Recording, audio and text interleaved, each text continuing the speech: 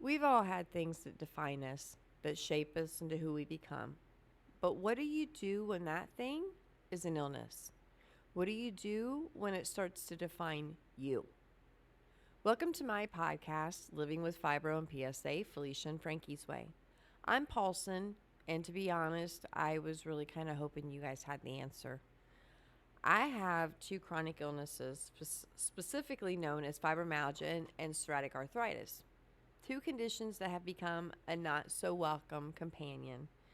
Major pains in my booty.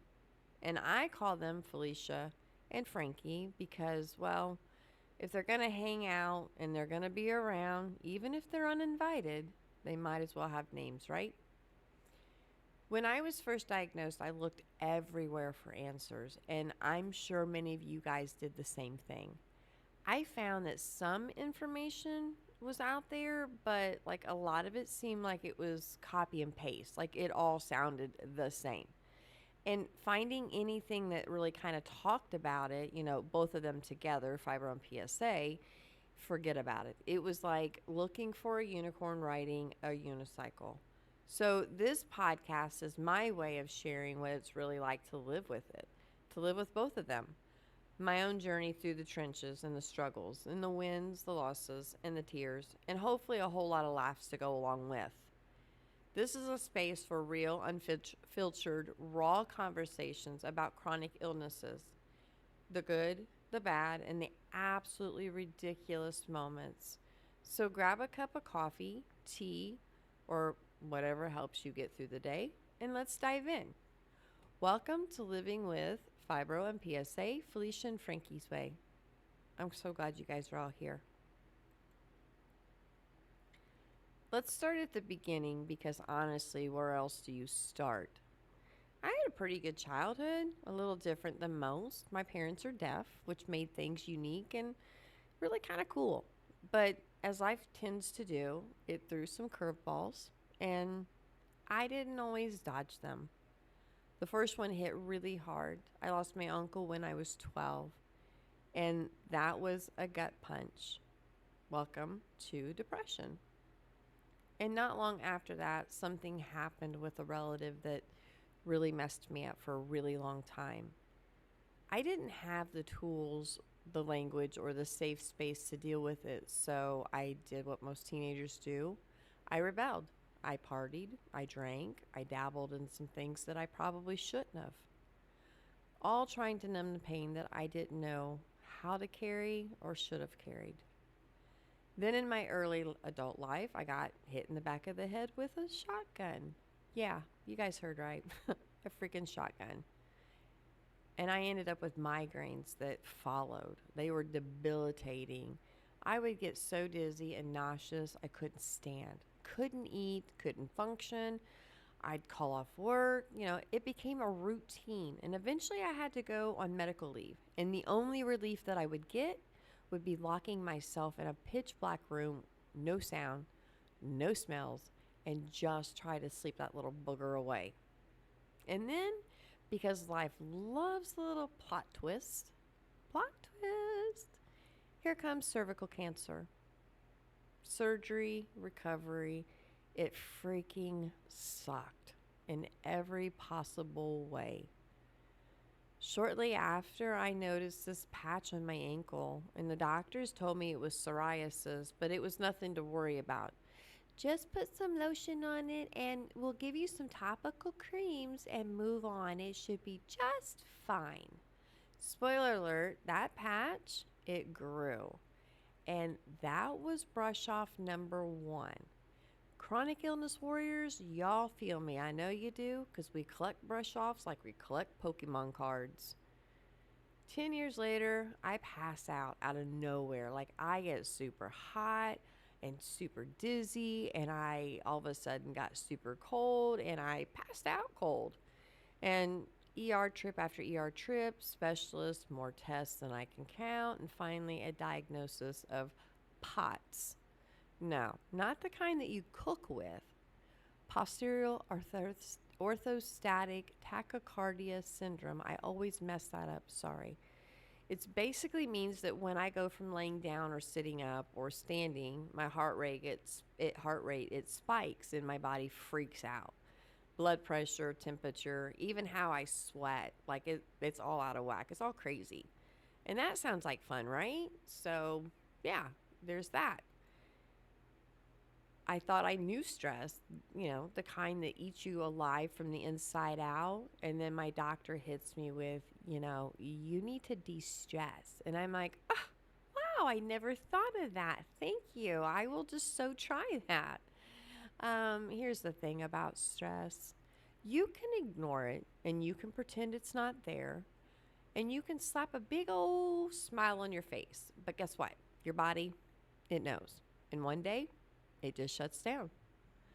I tried everything: yoga, stretches, hot showers, lavender oils, massages, you name it. And the headaches, they just kept coming back. And then my neck and shoulders, you'd go to touch them and I'd scream. It was like instant hot white pain. Like it just was intense. I saw a chiropractor. I asked for x-rays. Everything came back clean. No surprise. But the pain, it kept getting worse. Then I ran into this guy, and he had this big scar across his neck. And I'm like, wow, big scar there, buddy. Did you get into a fight with a grizzly? And he says, no. By the way, I had cervical fusion done. And I'm like, oh, and he tells me a bit about it. And I'm like, huh, sounds kind of like my issue. And he says, hey, your kind of issue, it's not going to show up on x-rays. You need an MRI done. So off I go, leaping through the flames of the insurance hoops that I just don't even want to get started on because that circus drives you insane. I finally got the MRI approval, and bam, degenerative disc disease, bulging disc, all of it. Everything goes black. The nerves were so pinched, it started affecting my vision. And it felt like my body had turned into a broken circuit board. One wrong move and boom, total shutdown. The next thing I knew, I was having my first ACDF surgery, anterior cervical discectomy and fusion, from C4 to C7. And you would think that that would be the part where I would slow down. Take a deep breath and heal. But, no. Life had other plans. I finally made the choice to leave my ex, a narcissist who was strung out more than old bubblegum.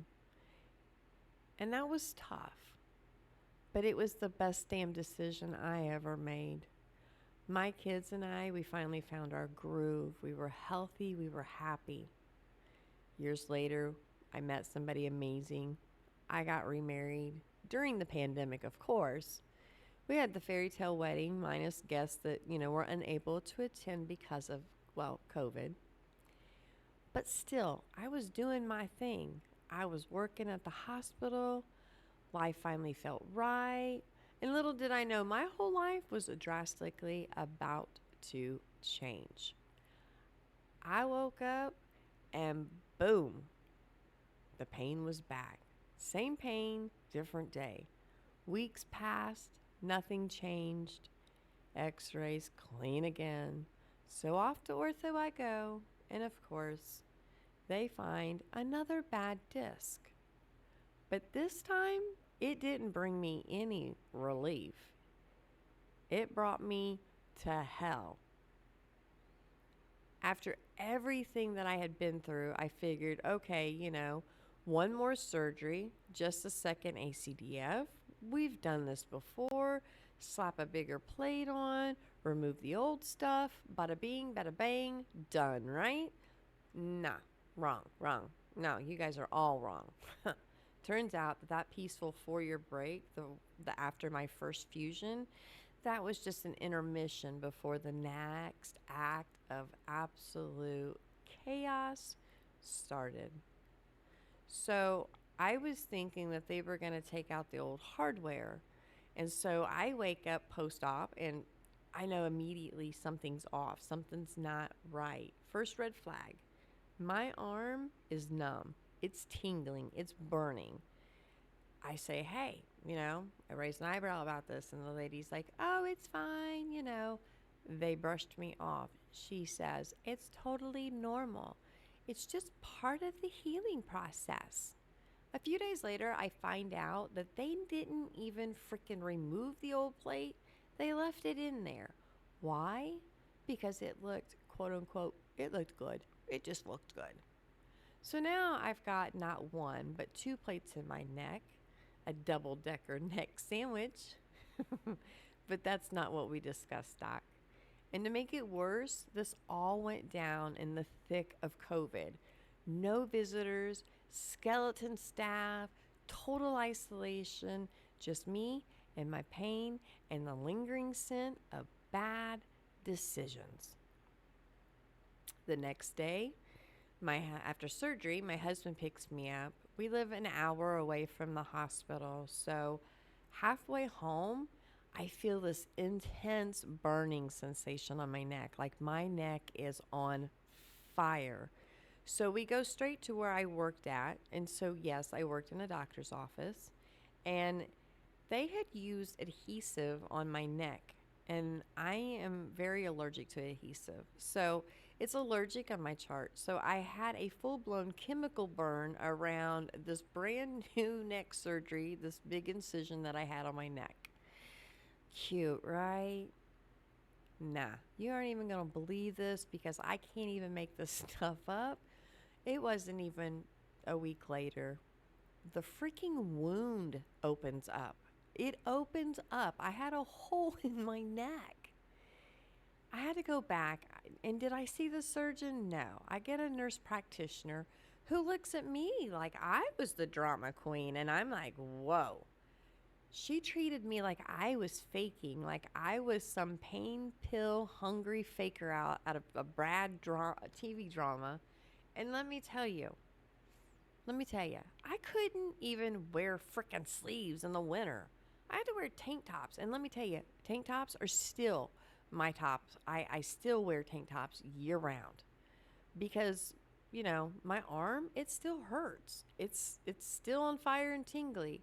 And hypersensitivity was no joke. Like the air, the wind, movement, fabrics. It was so bad. It was brutal. It comes and goes now, but it's more of a flare warning. Like I know a flare is coming, like a flare-up's coming. So, yeah. But anyway, back to the story. No, they still brushed me off. Meanwhile, my body was throwing tantrums that I didn't even know it could throw. New pains, weird symptoms. Every day was a new game of what in the hell is it now? And just being utterly exhausted. I was living in the waiting rooms and I was collecting referrals like I was collecting Pokemon. And slowly I was realizing that, hey, this isn't a phase. This thing, whatever it wasn't leaving. It moved in. It brought boxes. And just like that, Felicia and Frankie made themselves at home, uninvited, unwelcomed, and ready to raise hell. Welcome to the phase of my journey, sick and tired and still standing. Because by now, I was done explaining my story to yet another new doctor. I was sick of all the poking and prodding and the more blood tests than a vampire convention, and don't even get me started on all that freaking insurance.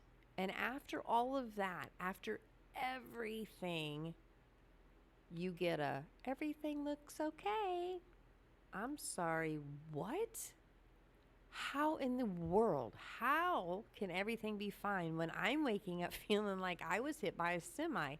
I was dragged through the gravel. I hurt so freaking bad I didn't even know it was possible. So how? So I did what we all do when we're not believed. I started second guessing myself. Maybe I'm being dramatic. Maybe this is just a post-surgery pain. Maybe I just need to toughen up. But mentally, I was on empty. Emotionally, I was cracked and I was leaking. And physically, it felt like I was living in somebody else's body. And it was one that freaking hated me. No one could give me a real answer. And honestly, I felt like the universe had sucker punched me and no one saw it happen. The pain was relentless, a throbbing, burning, stabbing kind of party that no one RSVP'd to. The fatigue was soul crushing. But sleep, yeah. Yeah, that thing, it left the building. My joints locked up like rusted outdoor hinges, and every movement felt like I was trying to bend rhubarb. Back, hip, legs, they were all on fire. And walking, let's just say I have face planted more times than I will ever admit out loud. But eventually I had to accept it, and the cane was no longer an option. She became a big part of my new accessories. She became a part of my wardrobe. And yeah, I still kind of accidentally forget her on my good days, but those are days when I pretend like I've got my life all together and everything's wonderful. Spoiler, I don't, but hey, we can pretend, right? Each doctor had a theory, a new prescription, a temporary solution, but no one asked the real question of why. Why? Behind it all was why. They were just giving me band-aids and band-aids and band-aids on top of a CP Uzi bullet wound, and there were still no answers. But eventually, I finally got a referral to rheumatology, and that's when the real soap opera started.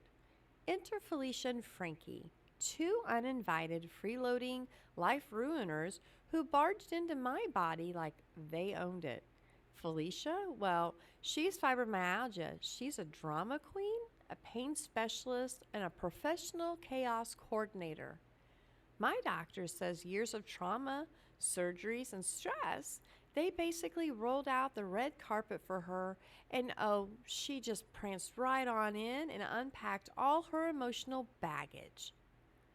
6 months later, Frankie shows up. And Frankie, he's psoriatic arthritis, and he's a sneaky little monster.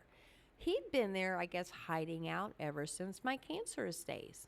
So he was just casually wrecking my joints like a drunk Airbnb guest with a baseball bat that had just no purpose, just going to town. So yeah, and plot twist. Suddenly, this whole storm that I had lived through and been going through had names. And it was oddly comforting and completely devastating all at once. When I thought I might catch my breath, the doctor hits me with, "Oh yeah, and this is a debilitating, life-changing autoimmune disease. You must avoid stress. And oh, you should probably go ahead and file for disability because this illness, it's not going to get any better. It's just going to get worse." I'm sorry, what? Disability? Autoimmune? Avoid stress? What? I am stress. My whole entire life is stress, wrapped in pain, and it's dipped in anxiety. What are you talking about? Yeah, for 2 years. 2 full years of doctor visits and tests and flares and scans and surgeries and trying to keep all of it going. And now I had to write the letter, the one that says, "Oh, I'm done. I can't work no more." Because, I was on borrowed time anyway. I had gone through all my short-term disability, all my long-term disability, all my FMLA, and the surgeon still won't release the letter to let me go back to work. So I'm done. I can't even do this anymore. I'm still struggling. I walked away from my job, my career, my purpose. And then the avalanche hit. The depression, the anxiety, the PTSD, the OCD, every acronym in the freaking book come crashing down at once. My kids were all grown up. My husband and I were empty nesters. But here I was stuck in freaking bed wondering what the hell was left. What's going on? What is this? This is it? This is this is what I have left? This pain? It had taken everything from me, and for a hot minute, it almost took me too. But you know what? I'm still here. And Felicia and Frankie, they might be squatting rent free, but I haven't handed over the keys. They don't get to take the whole house. They can keep knocking me down, but I'm not going anywhere. When I first got diagnosed with Felicia and Frankie, I thought, okay, it's just another bump in the road. Take the meds, follow the doctor's orders, stay positive, and eventually, things will be fine. Spoiler alert, chronic illness doesn't come with a finish line. No, not at all. You can't even see it. There's no line. It's gone. So I made up my own little rule of thumb to cope with. If the pain sticks around for less than 2 weeks, it's probably Felicia being extra. And if it drags on longer, that's Frankie or some other hellspawn I haven't met yet. And that sounds simple enough, right? Yeah. Well, no, not even close. The pain, it's brutal. It's absolutely maddening. And the hardest part was realizing that this wasn't a detour. It was a whole new road. It was one I didn't even ask for. I didn't even want it. There was no fixing, no magic pill, no 5-step plan. It was just a slow unraveling of the person that I used to be. The vibrant, sharp, independent woman who ran the show, who ran circles around people, who just goes and goes and does and does and does. She's gone. My energy vanished. My confidence shaky at best. And in its place was grief, fear, anger, loss. Chronic illness doesn't just hurt your body. It rewrites your whole story without your permission.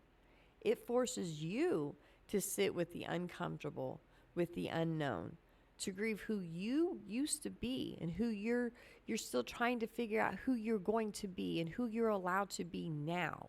It hands you a big cold slice of humble pie, and it keeps serving it to you again and again and again. So, no, I don't have it all figured out. I'm still sick. I'm still tired. And I'm still showing up, cranky and hurting and hopeful. Because if Felicia and Frankie are here to stay, then I'm going to make daggone sure they know whose body they're squatting in. If you've stuck around this long, you guys are officially my people, and I seriously do appreciate each and every one of you. This might be a weird spot to kind of wrap things up for, but hey, when you're living with Felicia and Frankie, nothing ever ends neatly. Next week, we'll dive deeper into Felicia's dramatic flair, Frankie's painful love language. Hey, this podcast is for all of us riding this chronic, chaotic train together, trying to share and connect, and trying to make sense of a world that just doesn't seem to get it sometimes. We'll keep talking about the hard stuff. We'll also celebrate tiny wins, the moments of joy, and the weird hacks that we find to keep going, whether it's managing symptoms, fighting for care, or just laughing out loud at the absurdity. We're not surviving, we're figuring out how to actually live. If you've ever felt alone in this mess, you're not. Let's talk, let's vent, let's laugh until it hurts, and then we'll ice it again. Let's lift each other up because this life is hard, but we are harder to break. If anything I said hits you right in the feels, I would love to hear from you. Shoot me a message, share your story with me, or let me know what you guys might want to hear in future episodes. We've got so much to get into: relationships, treatments, chaos, and how to talk to doctors without losing your ever-loving mind. So don't go anywhere. And hey, if you like this episode, don't forget to like, subscribe, and smash that notification bell like you're trying to wake up a tired joint. I'm going to try to upload every Friday. So your support helps grow this badass community and spread the word. Don't go far. I'll be back with some more snark, sass, and survival tips that you didn't even ask for. Catch you guys next time.